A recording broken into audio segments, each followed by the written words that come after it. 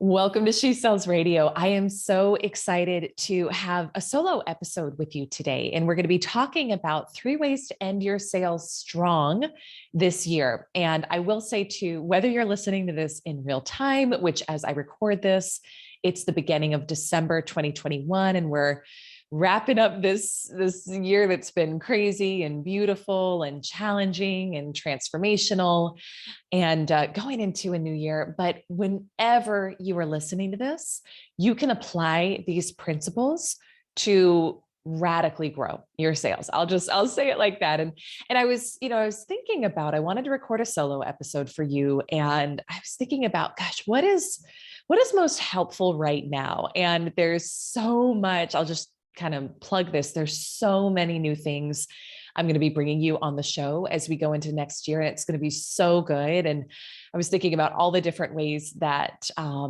we could go with this episode, but I was really just tapping into the energy of right now, where you very possibly and probably are, if you're like a lot of people, which is thinking about, gosh, we're close to the end of the year, and I set some goals as I went into the beginning of this year, and maybe you're crushing it and far beyond those goals that you set, which is great. And in that case, it's like, hey, let's look at really expanding into a bigger vision and a bigger container for you.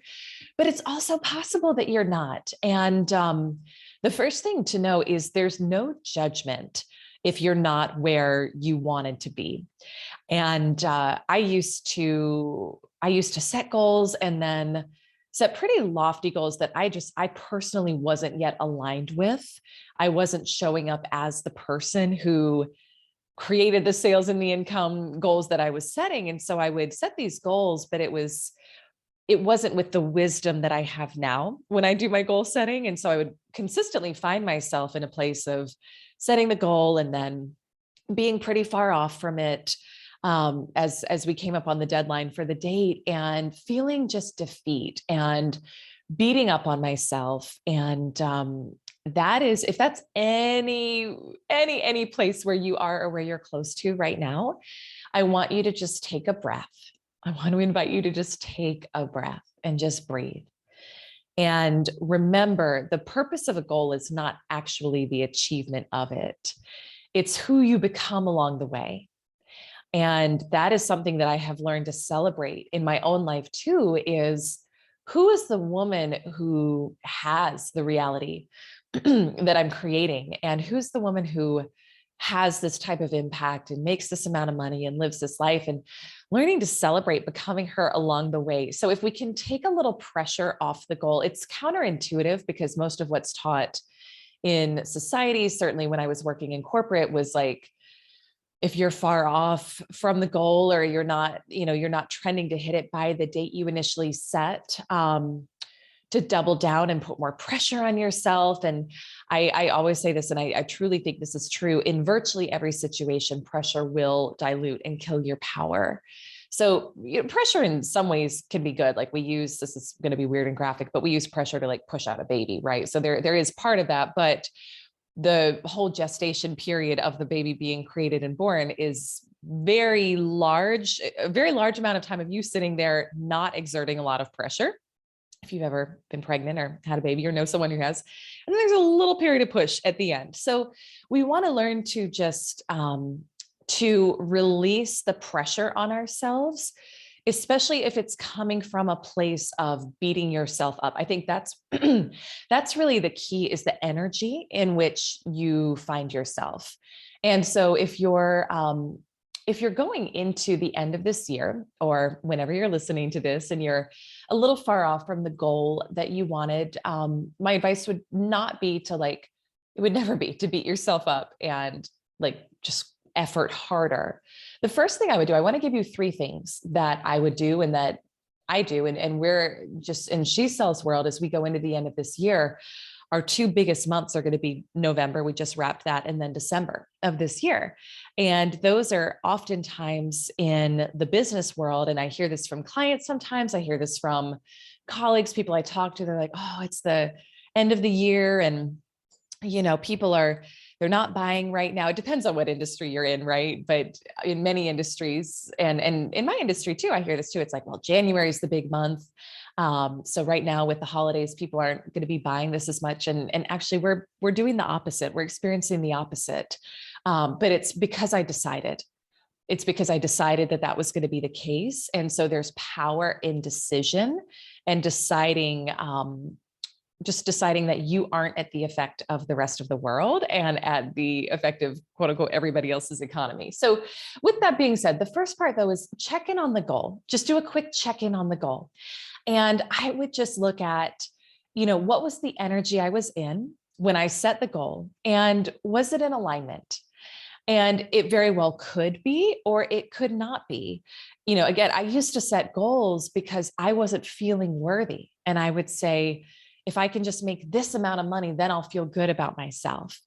And when you set goals that way, and just be honest with yourself, again, zero judgment, but just be honest with yourself and say, is there any of that energy in how I was setting my goal for this year? Because if it was, number one, money doesn't come to make you feel validated. You've got to do that first. And then the money comes to match how you're being. But look at, like, there will never be enough money when you operate that way. You will hit the financial goal, and then you will feel like you'll still feel unworthy.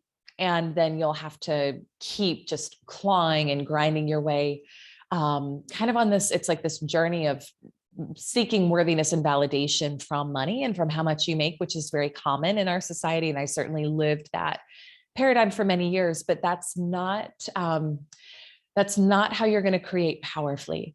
So just check in on the goal and say, is it in alignment? Remembering that the purpose of money is not to validate you.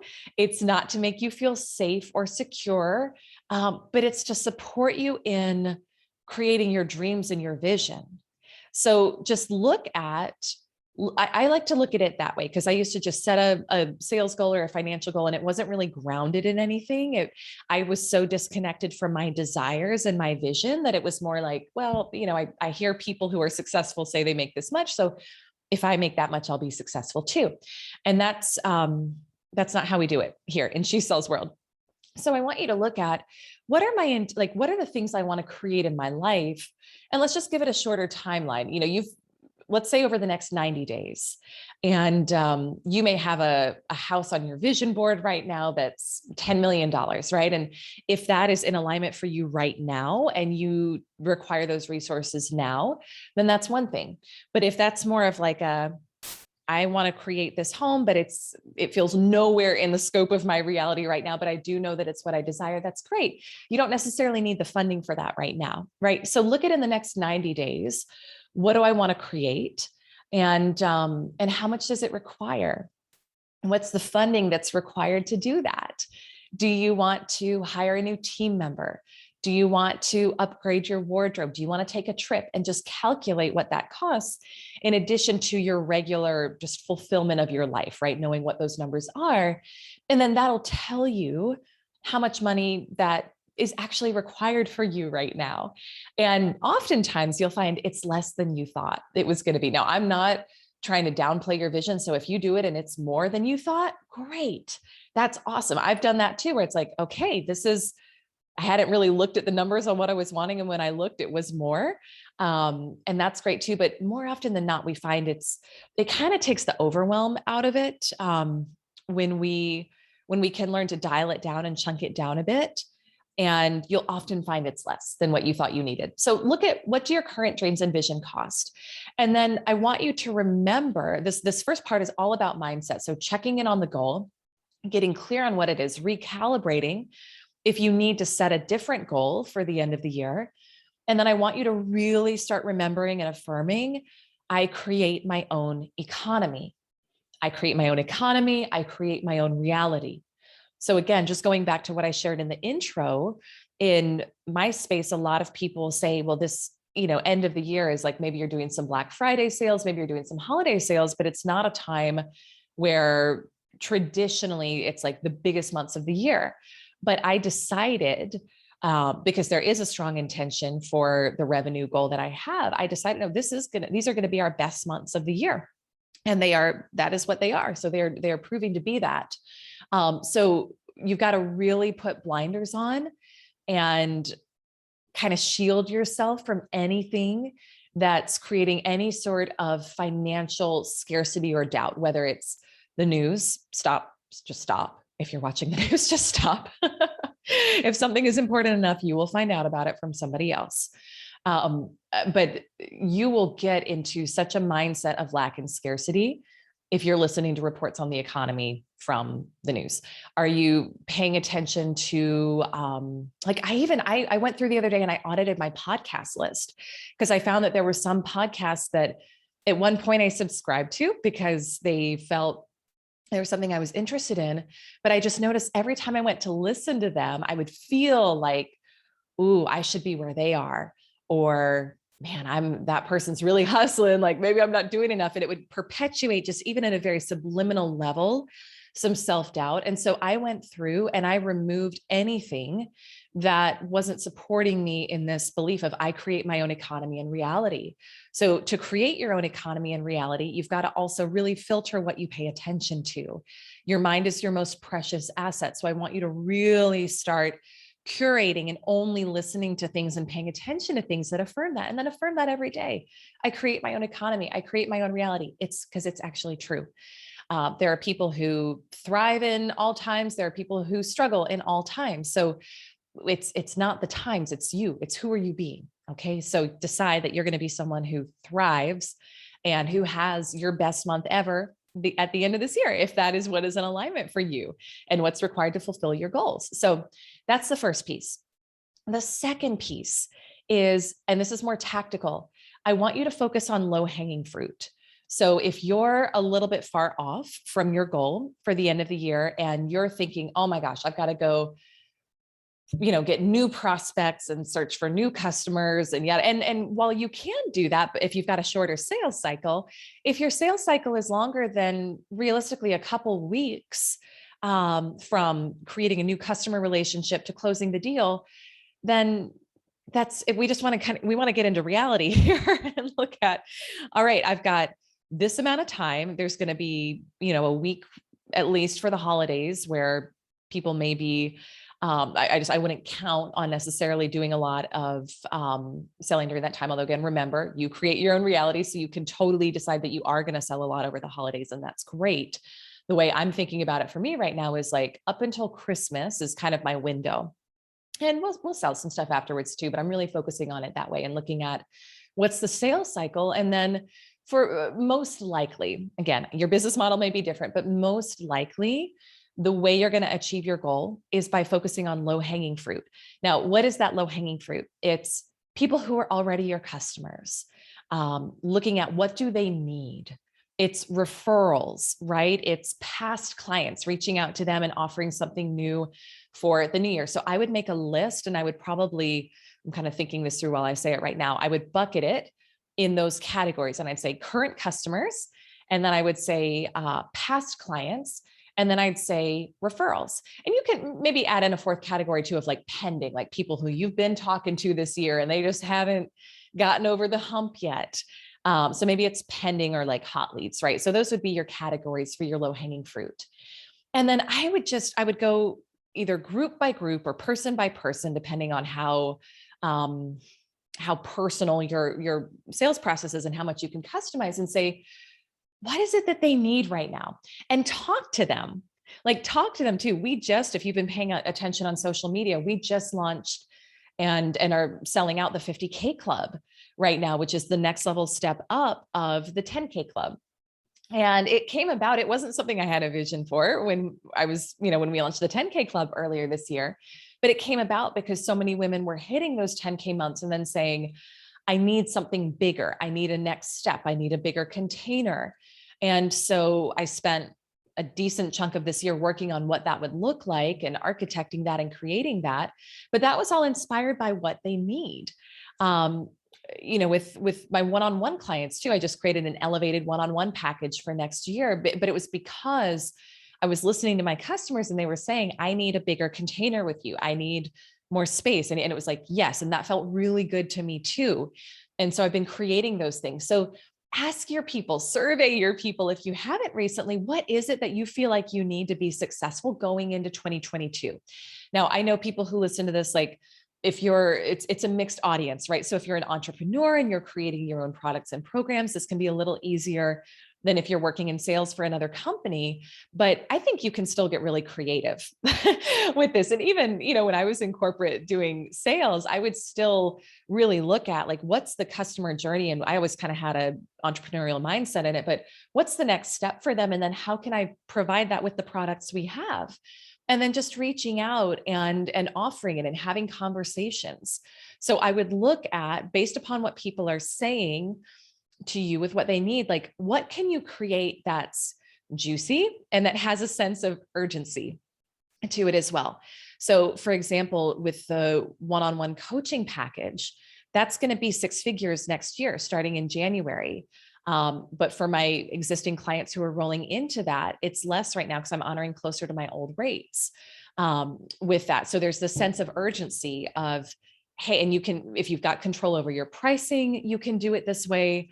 If you don't, you can always think of another way to create a sense of urgency. Like, can you bundle in something if they take action by the end of the year? But just think about what would that look like? That would be so, when I'm creating things, I'm always thinking about what makes this so amazing for my client, where I feel like they're getting 10 to 100 times the value for the investment that they're putting into it. How can I make it such a yes, such a juicy, like, oh my gosh, I can't believe I'm getting this for this investment, even if it's a decent investment, right? But where I know it's going to pay off for them tenfold, 100-fold if they take action on what we talk about, and where they feel like, oh my gosh, I'm getting so much value for this too. And then adding in the sense of urgency as well. And if you're creating your own packages, I'm a big fan of, if you don't have a huge audience yet, like I've always been kind of smaller audience, and we're looking to shift that and grow that as we go into next year for some bigger goals. But you can make a lot of money without having a big audience. And it comes down to higher ticket. So I would say focus on higher ticket items. If you've got multiple products, but you don't have a big audience and a like rock and funnel set up to sell the lower ticket things to a lot of people this month, focus on higher ticket. And that's really what I've been focusing on the past few months, is 6-figure deals and focusing on that, because it doesn't take a lot of those to get you to your financial goal. So whatever that version of higher ticket is for you, maybe it's a $2,000 product, maybe it's a $5,000 product, maybe it's $100,000 deal, maybe it's $1 million deal. It really boils down to your own financial frequency and what feels aligned. So as I say, $100,000 package, if that feels so big to you right now, you don't want to do that. You want to do something that feels high ticket to you, but focus on whatever your version of high ticket is, and go all in on that, right? It's really, really, really about focus. And then the third piece, and this actually ties in with low-hanging fruit and focus, is being so intentional. Being so intentional. I would just commit to taking everything off of your plate that isn't lighting you up right now, or isn't related to your goals. And I want to say this too, with goals can be non-sales related, non-business related. As we had such an incredible growth year this year, and I've grown a lot as a person this year. Like, I've been challenged in a lot of new ways, and have grown in a lot of new ways, and had a lot of wins and made a lot of mistakes and all of it. And as I was going into the completion of this year, I just felt like I wanted space. Like, I'll just be honest, I just felt like I wanted space. And there was still a lot of doing involved in the business, because there were so many new things we launched, and things that were quite lucrative and quite successful, which I'm very grateful for. But because there was so much just, hands in the clay, boots on the ground creation of that, I was like, I just want space to be 100% just present with delivering exceptional service to my clients. And then I also wanted more space to be with my family. And, as I record this, our son he's 16 months old, and I found myself in kind of that tug of like, I want to spend more time with him, and the business was requiring a lot. And so I really looked at, what are the things I'm doing because I feel like I should be doing them? What are the things I'm doing that maybe have some financial payoff, but are still impeding on that space that I desire to be more present with my son right now, and to be just 100% focused on delivery for my clients, which is really just energetically where I'm at right now. And I would do that yourself, and I would make a list. And I started doing this, and I've done this other times in my life. And every time you do it, number one, you'll probably have a limiting belief that, oh my gosh, if I stop doing that thing, will I stop making money? That's normal. That's natural. It's a limiting belief. And then every time I've taken those things off my plate, I've made more money. So you like experiment here, but trust the process and just make an inventory. And I would make a list of, what are the things I do every day that in my business, let's focus on business first. What are the things I do every day that are actually creating money? So if you're in sales, or if you're leading a company and you're an entrepreneur, it's a pretty limited list. Like when we actually look at it, it's usually interfacing with customers, being the face of the business. Like that's pretty much it. Like the things that make me money in my business are creating content, being the face of the business, and then delivering the service to the clients. So make your own list. And I did this exercise first through Kate Northrup's book, I think it's Do Less, where she talked about it. And it was so transformational, because what you usually find is that only 20% of what you're doing on a daily basis is making you money, or is actually significantly contributing to revenue. And it's like, oh my gosh, I can't believe I'm spending all this time doing all these things that maybe sometimes we do them because we think we're supposed to, or they used to work for us and we just haven't reevaluated in a while. But really look at what is worth my time. And I love how Bob Proctor says, evaluate, is this goal, or is this activity, is this worthy of my life? We want to start thinking like that, remembering who you are and evaluating through the lens of, is this worthy of me and my time and my life? Not, am I worthy of it? It's the opposite. So look at it that way. And I would also look at, when I'm doing a certain activity, is it lighting me up? Is it bringing me joy? Or am I starting to feel some constriction, maybe in my heart space as I do it? Am I starting to feel some resentment towards it? And then that goes, so you're going to have two lists. One is keep doing / makes me money. And the other is stop doing / doesn't make me money. And that goes on that list. Everything that falls in that bucket, which is probably going to be about 80% of what you're doing right now, needs to either get delegated to somebody else if it has to happen in your business or in your sales, or you just need to stop doing it. And I shared this with the 10K Club group last week, was with the live streams that I did for a lot of this year. And if you used to watch those and even paying attention, I paused those for the time being. It's probably not permanent. And I think I'm going to go back to a weekly schedule soon with those, but I was doing a daily live stream every weekday morning at 8:30. And those were great for a time, and they created customers and they were fun. And I do enjoy it. I could just stand and talk forever about pretty much anything. And you're like, I know I've been listening to you talk forever here. But like, that's easy for me, and it's fun, and it's one of my gifts, and I enjoy it. But I was starting to feel, I was feeling like I was pouring so much into those that it was actually depleting my energy from being with my family and myself even. And the time was even like constricting into some of our family time in the mornings. And I just decided, like, those need to go for now. And there was some fear of, oh my gosh, is this going to like mess up my brand? And certainly the ego was like, am I no longer going to be relevant? Right. Because that can come up too. But it was just, you have to check in with these things and trust that if something no longer feels in alignment, or if it could be something that served you before, but again, it doesn't serve you now. You're a growing, changing, evolving being.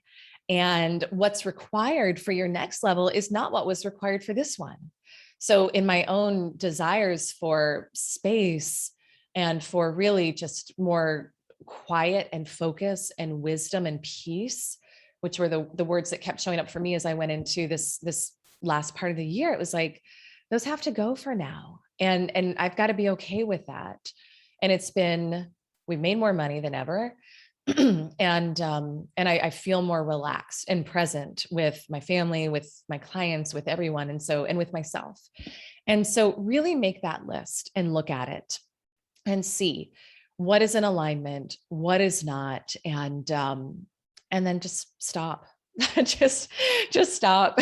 I know it sounds easier than maybe it is, but at least make a plan to release the things that aren't in alignment anymore. So real quick recap on the 3. Okay. Number 1, check in on your goal. So if you're to hit your big sales goals for the end of this year, number 1, just check in on the goal. Make sure it's in alignment. And then once you've firmed up that it is, or you've selected a different goal that is in alignment, you create your own economy. You create your own reality. All right. That's number 1. Number 2, focus on low-hanging fruit. Low-hanging fruit, my friend. And like I mentioned, that's in my world right now, it's low volume, high ticket. I'll also invite you, if the one-on-one package that I spoke about earlier is interesting to you, I've got maybe 2 spots for that as we go into next year. And it is a pretty significantly less through the end of the year than it will be for next year. And you can just email Elyse@ElyseArcher.com if you're interested in having that bigger container of private coaching with me. And then the third is just be intentional. Take everything off of your plate that isn't in alignment and that's not lighting you up anymore. And when we do those things, we create space for focused and aligned action, which is how you're always going to achieve your goals. And you also create space for the unexpected. And this is something I've had to learn to get comfortable with in my own life as someone who really had a strongly ingrained paradigm of wanting to always know how everything was going to go and control everything. And it's still something that I, every single day, am working on. But when we have such a tight grip on how everything is meant to happen, and we only think money can come in one way or sales can come in one way, and we've got so much mental clutter and physical clutter because we're trying to do all the things, there's no space for miracles. There's no space for the unexpected. And the feminine actually thrives in the unexpected. And many of us have learned to not be comfortable in that and to feel unsafe in that. But I want to invite you to just practice that, creating the space by taking everything off your plate that no longer aligns, and then focusing on how can I be of highest service right now to my existing customers, to their referrals, to my past customers, and be open to be dazzled, and just remember, you create your own reality, you create your own economy, and live today as the person who already has that financial goal and that sales goal manifested, and be open to how it comes in, and be excited too about how it comes in. So that is it for you today. I hope you enjoyed this. 3 ways to end your sales strong this year. If you enjoyed it, I would be so honored if you shared She Sells Radio on your social, with your friends, with any of your girlfriends in sales or who are entrepreneurs. And I love this community. I'm grateful for you. It's an incredible community. And I really appreciate you helping me to get the word out and grow our community as well. So please share it with someone who you think would enjoy it. I'm so grateful for you. I'm wishing you a beautiful, beautiful rest of your day. And I will see you next week on She Sells Radio. Bye for now.